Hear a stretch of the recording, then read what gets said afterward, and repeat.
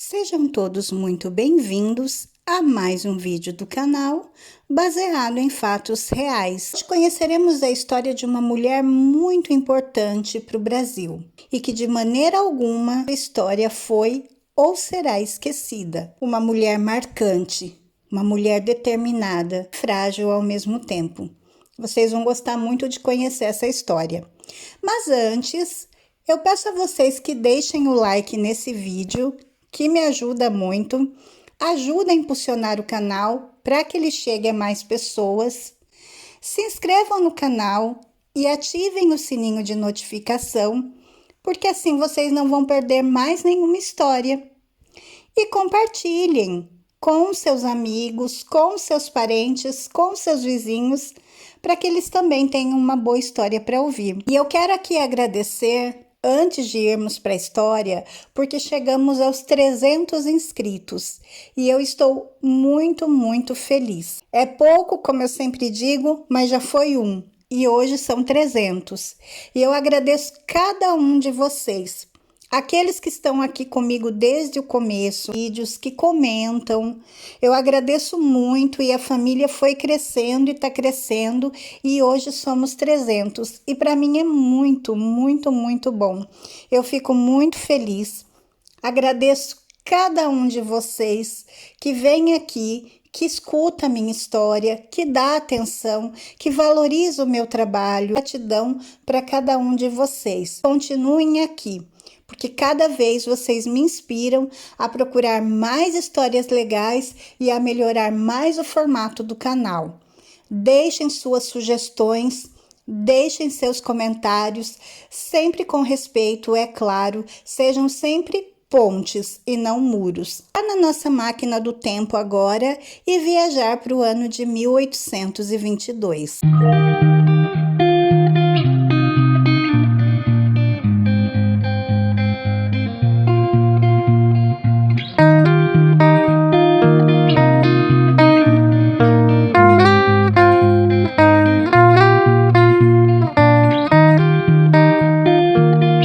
Teresa, Cristina, Maria, Josefa, Gaspar, Baltazar, Melchior, Januária Rosália, Lúcia Francisca de Assis, Isabel Francisca de Pádua Donata Bonosa, Andréia de Avelino, Rita Liutgarda, Gertrude Venância Tadea Spiridone, Roca, Matilde de Bourbon, duas Cecílias. Dessas pessoas, será que eu vou contar a história? Bom, pessoal, eu vou contar a história dessa pessoa, Teresa Cristina, esposa de Dom Pedro II, imperatriz do Brasil. Todos esses nomes que eu falei é o nome dela, tá bom? Fiquem tranquilos, vocês não têm um nome grande, ela sim tinha. Teresa Cristina Maria de Bourbon foi apelidada de Mãe dos Brasileiros e ela foi esposa do imperador Dom Pedro II, imperatriz do Brasil, de 1842 até a proclamação da República em 1889. Nascida como princesa do Reino das Duas Sicílias, era filha do rei Francisco I, pertencente ao ramo italiano da Casa de Bourbon, e de sua esposa, Maria Isabel da Espanha. Ela nasceu em 14 de março de 1822, em Nápoles, na Itália, e faleceu em 28 de dezembro de 1889, no Porto. Casou-se por procuração com Pedro II em 1842. 12ª filha, a 7ª menina do então Duque de Calábria, Francisco, que 3 anos depois se tornou o rei Francisco I das Duas Sicílias. A mãe de Teresa Cristina era Maria Isabel de Bourbon, filha do rei Carlos IV, da Espanha, e uma das 5 irmãs mais novas de Dona Carlota Joaquina, esposa do rei Dom João VI de Portugal, que era avô paterno de Dom Pedro. Por isso, Teresa Cristina era prima direta de Dom Pedro I e prima em 1º grau e meio do seu futuro esposo, Dom Pedro II. Seu pai morreu em 1830.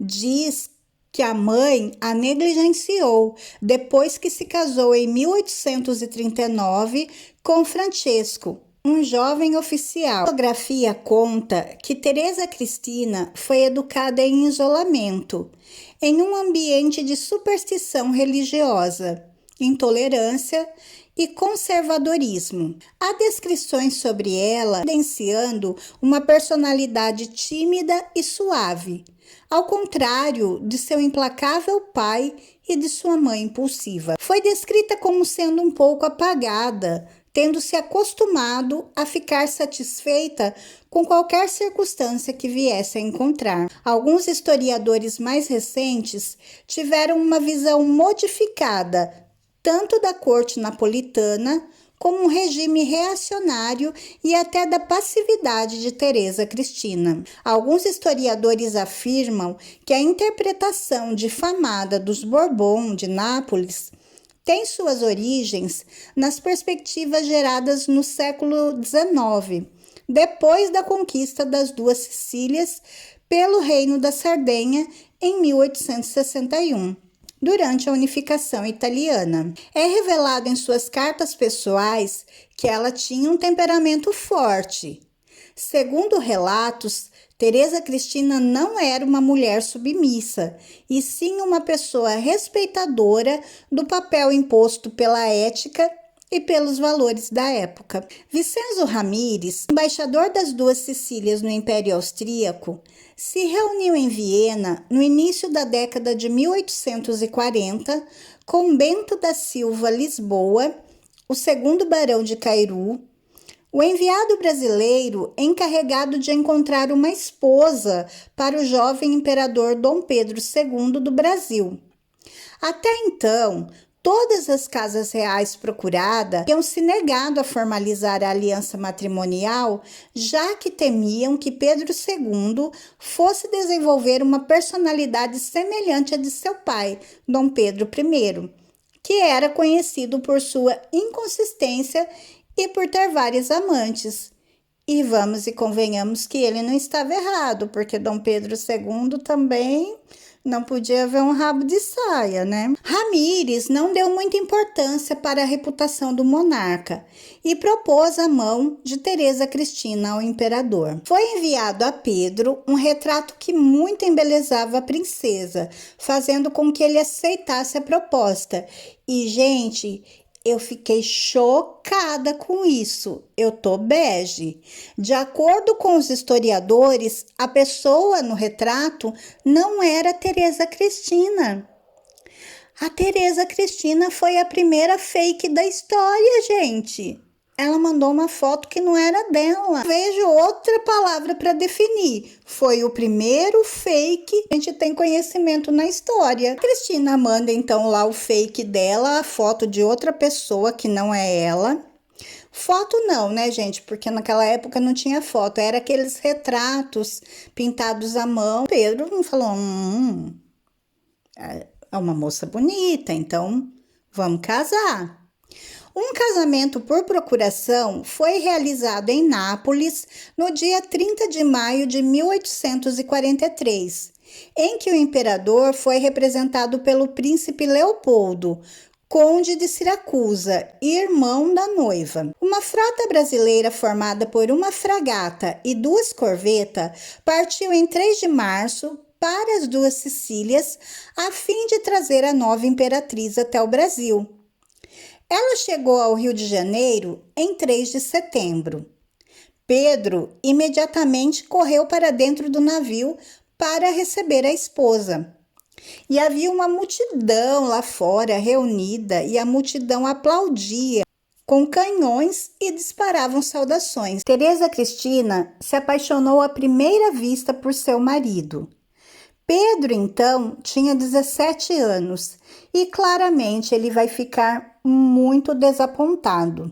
As primeiras impressões que ele teve da Teresa eram apenas dos seus defeitos físicos e também o quanto ela era diferente do retrato que haviam lhe enviado. O retrato era um fake, ela mandou o retrato de outra pessoa. Fisicamente, ela tinha cabelos e olhos castanhos escuros, era baixa, levemente acima do peso, andava mancando. Apesar de não ser feia, também não era bonita. A Tereza Cristina não era manca, mas ela tinha um jeito estranho de andar. E isso era o resultado de pernas arqueadas, que faziam com que ela se inclinasse para a esquerda e para a direita enquanto andava. Foram esmagadas as grandes expectativas de Pedro, e ele deixou que seus sentimentos de revolta e rejeição aparecessem.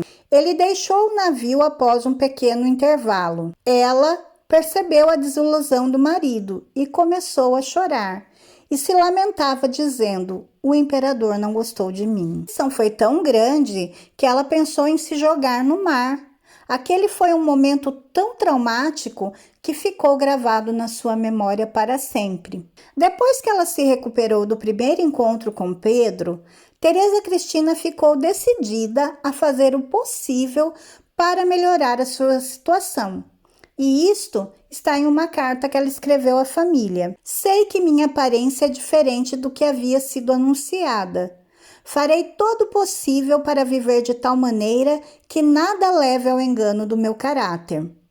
Minha ambição será parecida de Maria Leopoldina da Áustria, mãe de meu marido. E serei brasileira de coração em tudo o que fizer. Apesar de um casamento por procuração já ter sido realizado, um extravagante casamento de Estado ocorreu em 4 de setembro na Capela Real do Rio de Janeiro. Os brasileiros esperavam com ansiedade notícias de uma gravidez da imperatriz. Meses se passaram e Tereza Cristina permaneceu sem engravidar, levando a rumores sobre o motivo, inclusive que o imperador fosse impotente. Mas a verdade era que Pedro sentia aversão pela sua esposa e não tinha nenhum desejo de consumar a união. E isso cortou meu coração, porque nós sabemos o quanto ela gostava dele, né? E estar ali meses sendo rejeitada, acho que foi muito triste. Pela rejeição do marido, a imperatriz então pede permissão para voltar às duas Sicílias. Então, o imperador consentiu em ter relações sexuais com ela depois de ficar comovido por sua dor. Triste, hein? Saber que ele fez isso por pena é muito triste.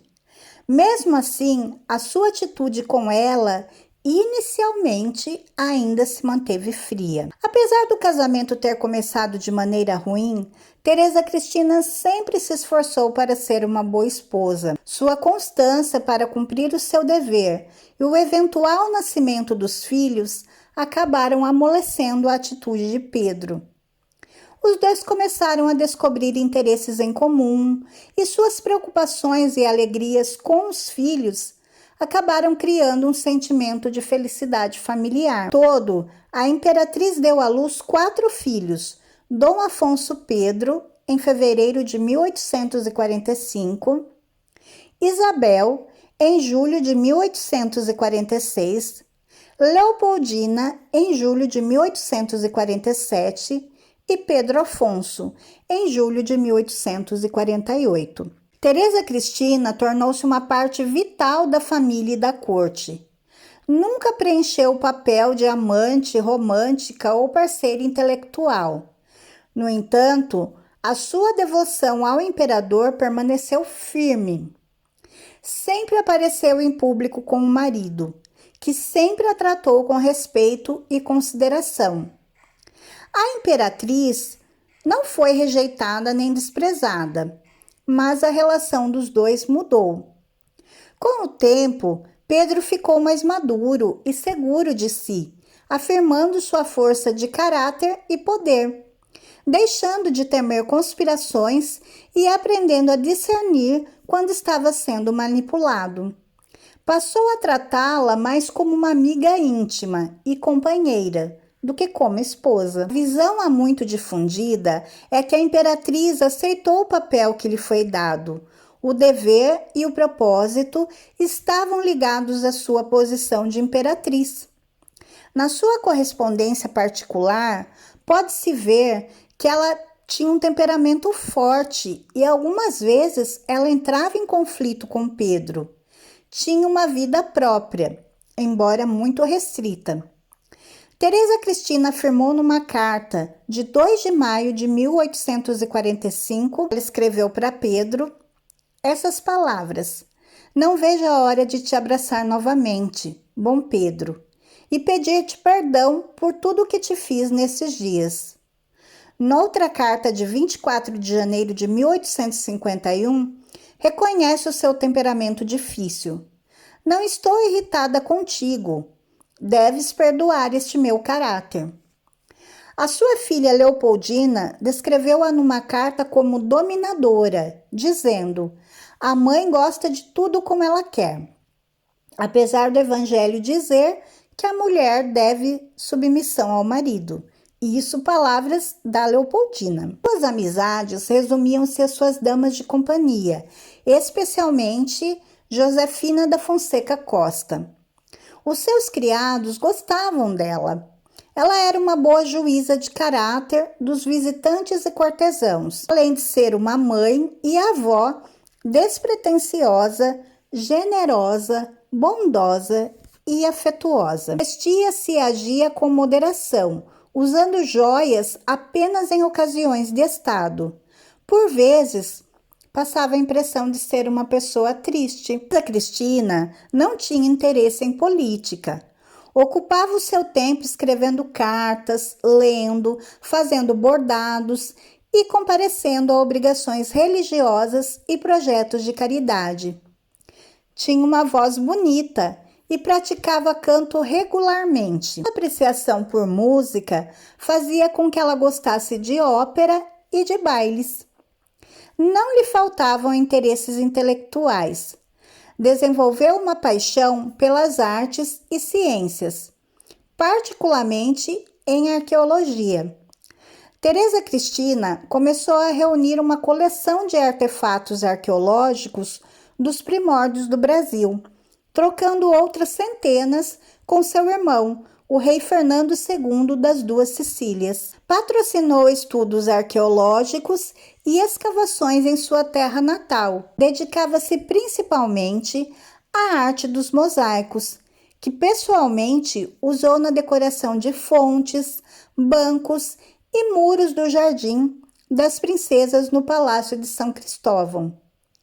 A imperatriz também ajudou a recrutar médicos, professores, engenheiros, farmacêuticos, enfermeiras, artistas, artesãos e trabalhadores italianos qualificados, com o objetivo de melhorar a educação e saúde pública dos brasileiros. As filhas chegaram à idade de casar, Pedro começou a procurar os maridos para as filhas, a fim de assegurar a sucessão imperial.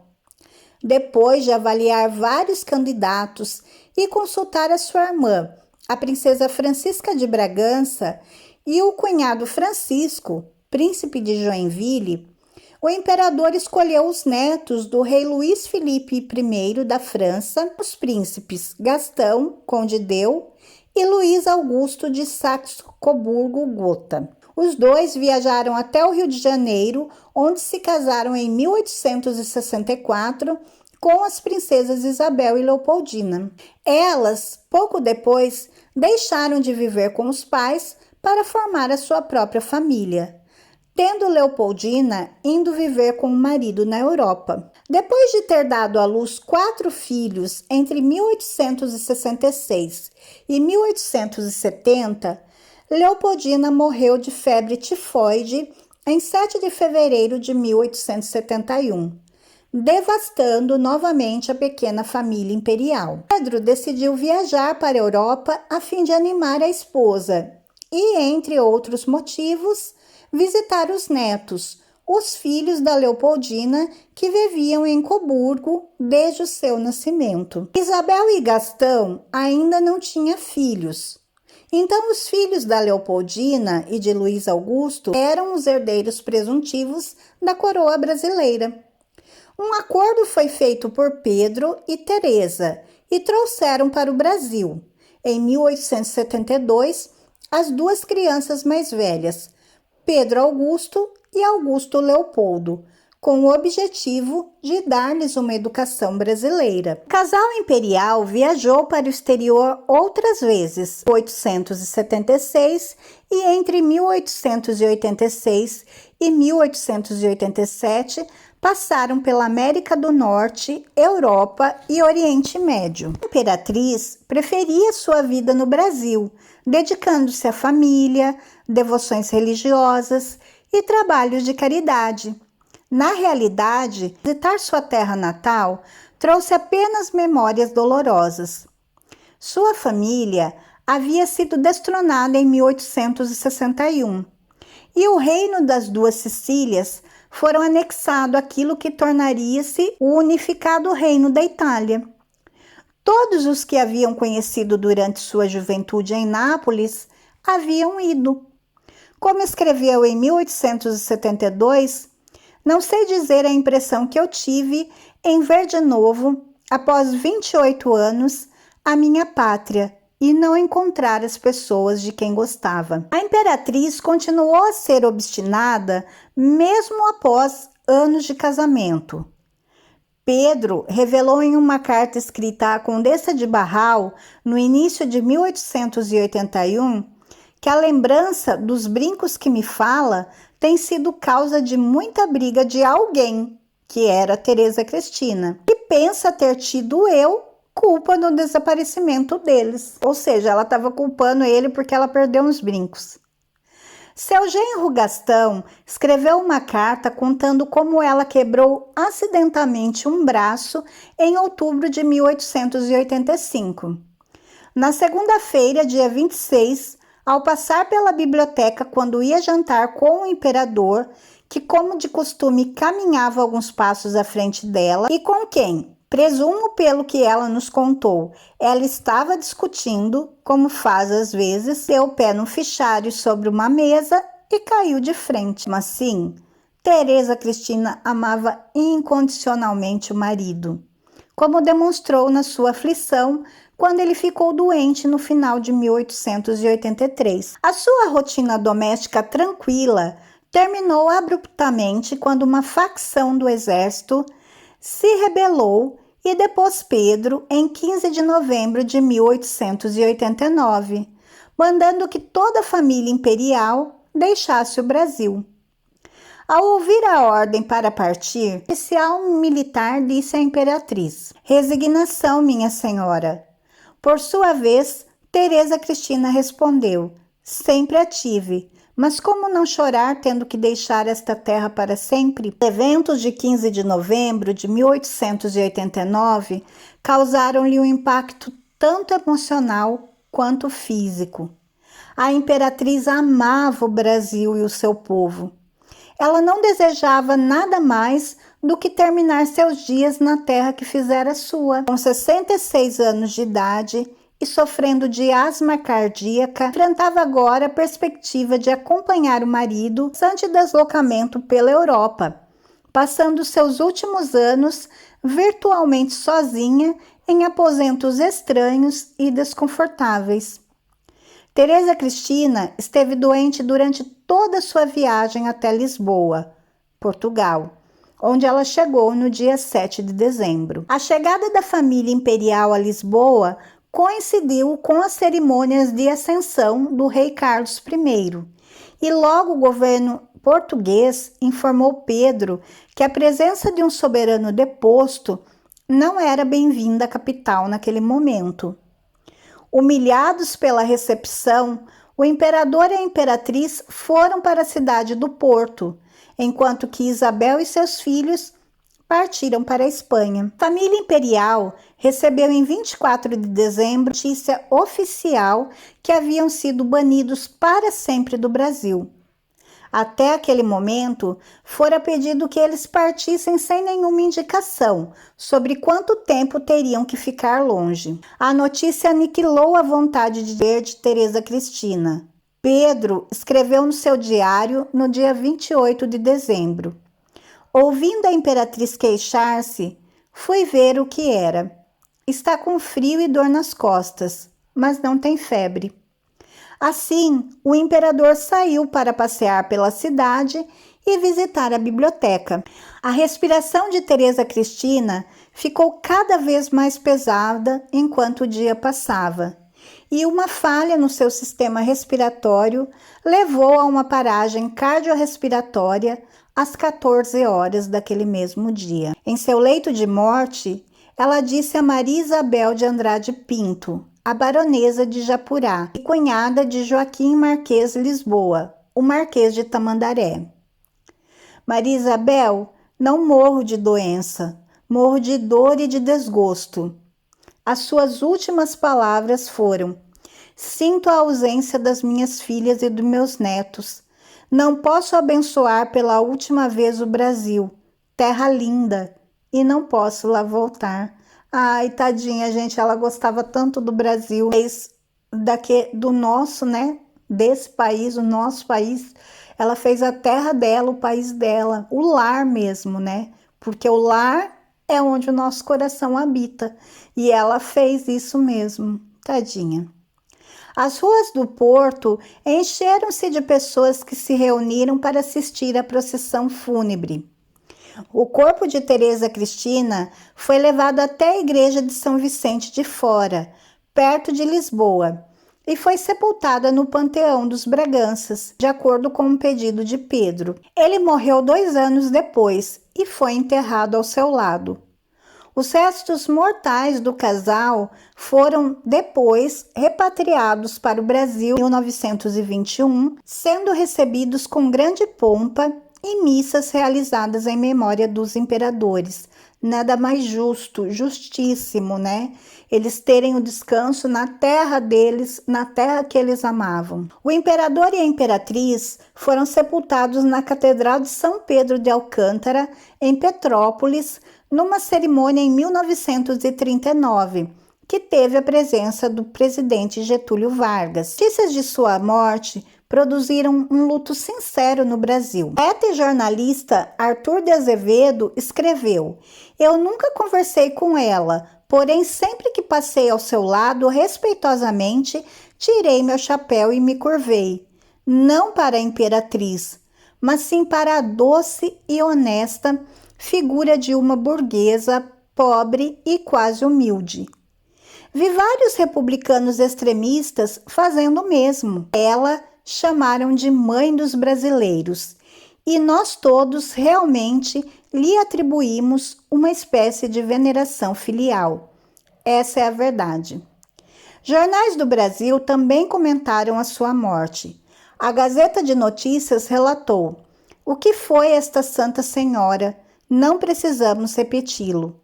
Sabe-o todo o Brasil, que no golpe que feriu profundo, o ex-imperador lembrou-se de que era justa e universalmente proclamada a mãe dos brasileiros. O Jornal do Comércio escreveu: 46 anos viveu Dona Teresa Cristina na pátria brasileira que sinceramente amava. E durante tão largo tempo, nunca, em parte nenhuma deste vasto país, foi pronunciado seu nome, senão entre louvores e frases de reconhecimento. Ao lado do esposo, que foi largo tempo chefe da nação brasileira, sua influência não constou jamais que fizesse sentir senão para o bem. Apesar da aparente indiferença de Pedro para com Teresa Cristina no início do casamento, o imperador sofreu muito com a sua morte, porque, bem ou mal, vida ao lado dela, era companheira dele, era quem cuidava dele e quem apoiava ele. E por mais que não tivesse, que desenvolveu com o tempo, mas mesmo que ele não tivesse aquele amor romântico, aquela paixão, ele a amava como a sua amiga, sua companheira, a pessoa que estava ali dia a dia, né?